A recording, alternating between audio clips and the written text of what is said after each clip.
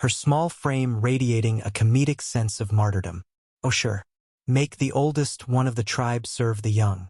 And after you have had your fill, I will just go to the mountaintop and let the wolves eat me." As Sophia shuffled toward the counter, Dorothy leaned in toward Rose and Blanche, her voice dropping to a concerned whisper. "You know, I am worried about Ma. I picked up this pamphlet on the 4 warning signs of hearing loss. I think Ma may be having a problem." She pulled the paper from her pocket and began to read. "Sophia, warning sign number 1. Avoidance of social activities. Number 2. People who cannot hear act forgetful. Did you notice Ma forgot about these tickets?" "Oh, that was just an excuse," Blanche countered. "Sophia is not really getting forgetful." "Hot coffee coming through," Sophia announced, carrying the pot with a surprising steadiness. Dorothy continued, undeterred. "They act cranky." "Ah, to hell with you," Sophia snapped as she poured the liquid. "Get your own coffee." "And number 4, Dorothy concluded, they usually laugh out of context."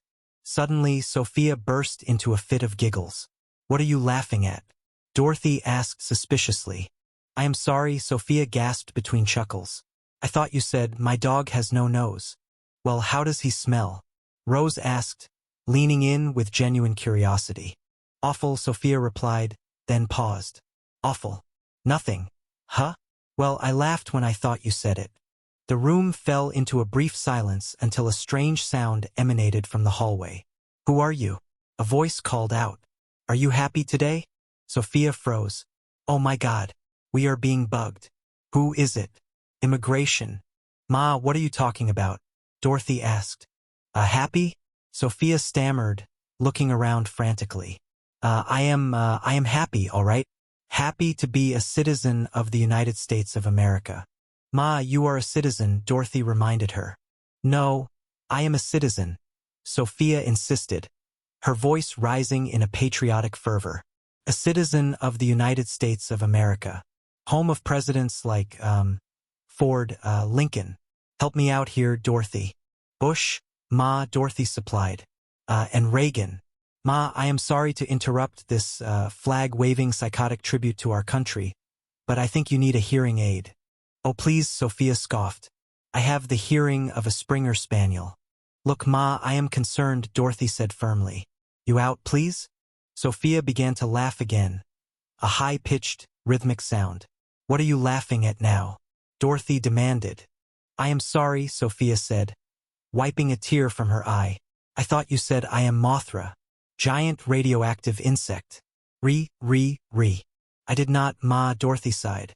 "Too bad," Sophia said, her humor suddenly vanishing. "It was a good impression." "Ma," Dorothy began, but Sophia cut her off. "Come on, Dorothy. I am kidding. I read that flyer you brought home. Every time you get a pamphlet, I get that disease. And not just diseases. I thought for a while." She was interrupted by the front door swinging open. Rose entered, her face pale and her hands trembling as she held a small yellow envelope. "Hi, Sophia." "Hello," Sophia replied. "Dorothy, I picked up Charlie's pictures," Rose said, her voice barely a whisper. "Oh, these must be from his last trip to Florida. He went there every spring to discuss sales. Oh look, here he is at Gator World. And here he is touring the Miami suburbs." She paused, her breath catching in her throat as she pulled out the final photograph. "And here he is in Blanche's bed." The silence that followed was heavy and suffocating. Rose's hand shook as she stared at the image. "And here he is. Wait. Here in her bed. Oh no. Do not tell me he met Blanche and slept with her." Blanche, who had been listening from the hallway, stepped into the room, her eyes widening as she saw the photograph. "Oh now wait. I am sure he did not sleep with Blanche," Dorothy said, trying to maintain a sense of reason. "Well, how about this picture?" Rose demanded, thrusting it forward. "Well, Dorothy stammered, just because a man is in Blanche's bed does not mean. So a guy makes one mistake. There has to be an explanation. Honey, why don't we ask Blanche?" "Oh, I cannot talk to Blanche," Rose cried, her eyes filling with tears. "When I am upset, everything comes out. I do not have your quick wit, your conversation skills, your way with words," Dorothy suggested, Words, thank you, Rose said. I would probably end up calling her a slut. Oh, honey, Dorothy said gently. Slut is a little harsh. I mean, Blanche is not that bad. At that moment, Blanche walked into the kitchen, moving with a slight limp. Oh my God. I can barely walk, she complained. Dorothy looked at her, then back at Rose. Although slut does have a documentary feel to it, she whispered. What? Blanche asked, oblivious to the tension. Oh, Rose. I am sore because I was using your exocycle. I am talking about this picture, Rose said, her voice cold as ice. Blanche took the photo, her eyes scanning it quickly. Oh my God. Where did you find this? Oh, I am so embarrassed. My hair, it looks like a helmet. Blanche, Dorothy warned. It is all bunched up and pointy. Blanche continued, seemingly horrified by her own reflection. Honey, you have got to burn this. I look like the Rocketeer. Blanche, forget about your hair, Dorothy snapped. That is Rose's husband with you. No, I never met Charlie, Blanche insisted. You not only met him, you slept with him, Rose accused, her voice rising, just like you sleep with everybody. I most certainly do not, Blanche retorted, her southern pride bristling. Oh, come on, Blanche, Rose said. You have landed on your back more than the American gladiators. You just watch your mouth, Rose, Blanche warned. I may be a social person, but I am certainly discerning. Discerning? Rose scoffed. Blanche, you have been under more than. Oh, now, Rose, do not drag me into this. A nautical toilet. Well, that does it, Rose, Blanche said, her voice trembling with indignation. Now you have just gone too far. I do not know how he got into my room, but I can promise you I do not go to bed with men who wear wedding bands. What if he took it off? Rose challenged. Then I would see the tan line, Blanche replied logically. What if he was from Minnesota and had no tan? Rose countered. So he is not good enough for you, Blanche snapped. Listen, Rose said, her grief turning into a sharp, defensive anger. My Charlie was 6'2" and broad-shouldered and apparently had about as much taste in women as other men with flawed choicing skills. The argument was interrupted by Sophia entering the room. Hi, Ma, Dorothy said. Aha, Sophia exclaimed. What aha? Dorothy asked. You did not hear that, Sophia said triumphantly.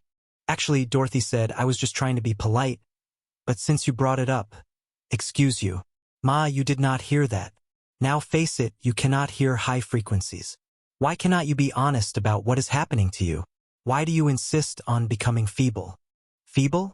Sophia repeated, her eyes flashing. Now you listen, Dorothy.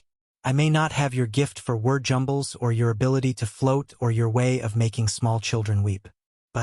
Or your butt, thank you. But there is one thing I do have. What is that, Ma? Dorothy asked. 2,000 shares of Xerox, which I bought at my health. I have got my health, Sophia declared. Listen, Ma, Dorothy said, her patience at its end. I made an appointment for you for 2 o'clock this afternoon. Either you go and get your hearing checked or I will make life miserable for you.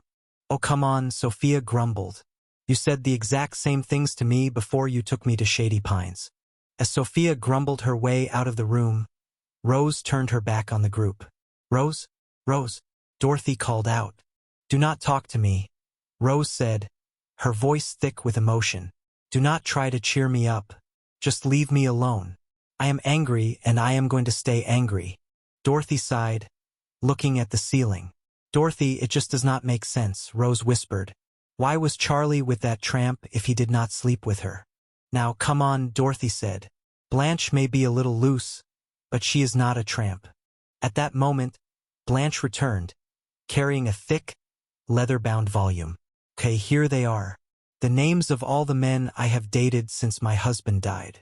What do you know? Rose said bitterly. The tramp keeps records. Dorothy, Blanche explained, her voice softening. Most of the men in these pages just fantasized about going to bed with me. Now, what do the gold stars mean? Dorothy asked, pointing to the pages. What? Blanche asked, looking flustered. What do the silver stars mean? Dorothy pressed. I ran out of gold stars, Blanche admitted quietly. Wait a minute, Rose said, looking at the book. If you did not sleep with any of the men in these journals, Then how come it says bed on the cover? Oh, Blanche laughed nervously. That does not say bed. Right there it does, Dorothy pointed out. Oh silly, Blanche said. Those are my initials. Blanche Elizabeth Devereux. Your initials spell bed? Rose asked, her eyes narrowing. I am going to prove to you I am not a sexually indiscriminate person, Blanche declared. Well, her name is not Bed, Rose said, looking at another entry. Says right there you slept with a traveling salesman. In fairness, Dorothy added, it says that on her license plate. Oh my God! Blanche gasped.